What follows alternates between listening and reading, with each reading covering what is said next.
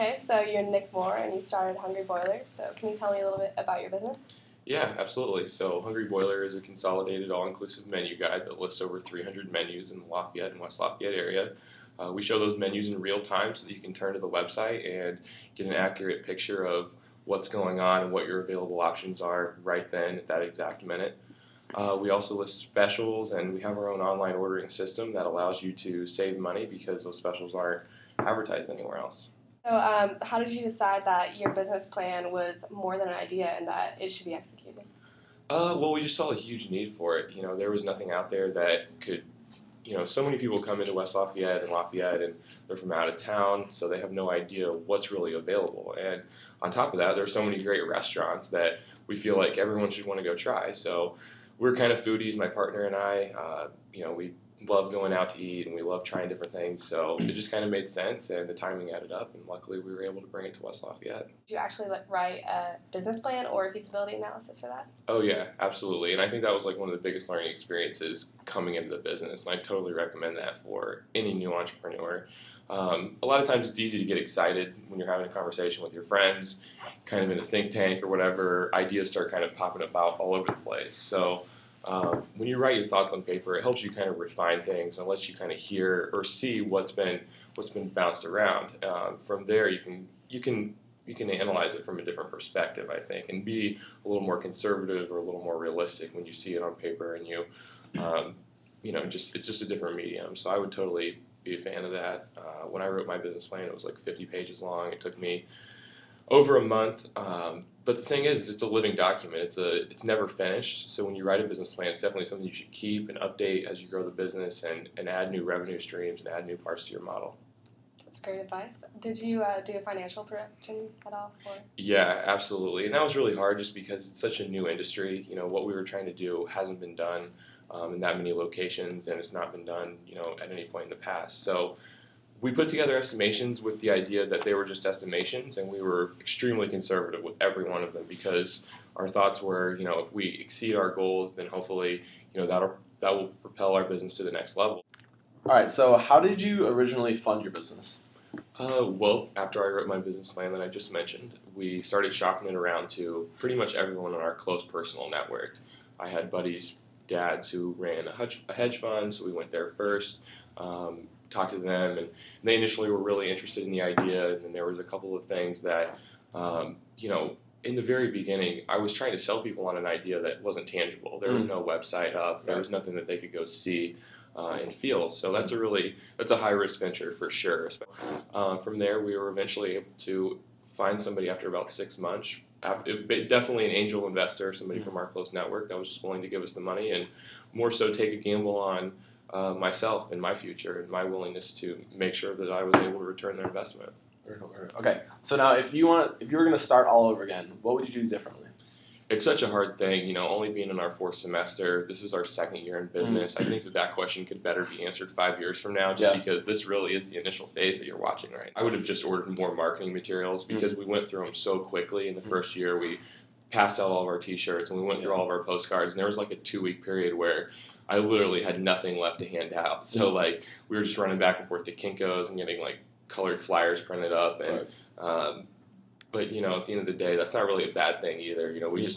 Our distribution model worked to its fullest extent, and we just blew through all of our promos. Now, to attract students and other people who are very interested in this, what is your main goal? How do you do it? Yeah, well, our goal is just to be a part of the culture here in West Lafayette and part of the community and be involved with campus events as much as possible. And as you can see, I'm wearing my I Heart Food and Boob shirt. This really represents one of the biggest things that we've done that have really propelled us to the successful level that we're at.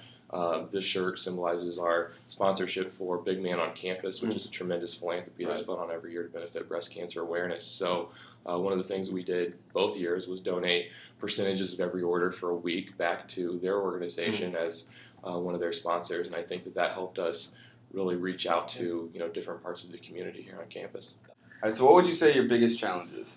My biggest challenge is just trying to constantly stay on top of the trends and the direction that students' minds are heading, because so much goes on a campus in 1 year that the more involved and immersed in that culture I can be, the better for my business. And That's an ongoing challenge just because, there's just so many opportunities to be a part of if you're forward thinking. But if you're not, they're gone before you even realize it. So that's an ongoing challenge for sure. What do you think the most important aspect is about starting and running your own business?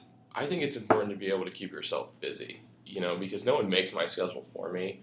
And most of the time I go into the week with very few things actually cemented on my calendar that I know like 100% for certain are going to be going on. So it's just constantly filling that in-between time with things that are going to be positive and productive for the business. So I try to constantly keep myself out of my apartment, off the couch, out there out there mingling with people, raising brand awareness, and really just talking about Hungry Boiler, because each and every person I speak to about this could potentially go and tell how many friends, how many people could they spread that onto in their network. So it's good to approach every single conversation as though it's a big and it's an important. So how did the idea of Hungry Boiler come to you? Okay, so I was with a buddy of mine, and he started telling me about a similar website that had been started at Penn State, and basically it was just a menu guide. It only listed every menu for every restaurant in State College. They didn't have any online ordering. They didn't have a call center. There are a lot of moving pieces that make Hungry Boiler work that you have to ensure are going to work 100% of the time, because if at any point in that system fails, then somebody's left at home hungry, waiting on their food. And that is a really good way. Yeah, that's awful. That's worst case scenario, really. Nobody wants to be put in that position. I've been in that position before, and you start cursing the restaurant, you curse the website that you ordered from. So to be able to enable that feature, there were a lot of things that we had to make sure were just rock solid. Well, those guys from Penn State formed a technology company called Local Up Solutions, and basically they provided my buddy a white label solution to start B-Town menus. At the time, I was helping him pass out postcards and going out and just really from the marketing standpoint, just going out and raising awareness. From there, I grew up in West Lafayette, so I'm from here, and my partner was a Purdue student at the time, so I'd been back and forth, and I kept him abreast of the entire situation, telling him about the details and telling him how much information I was learning about their business model and reasons why I thought it would be viable. And he adhered to the idea instantly, thought it was wonderful. It was about 2008, I think Papa John's had reported that they were doing almost a 50% increase in business through their own online ordering.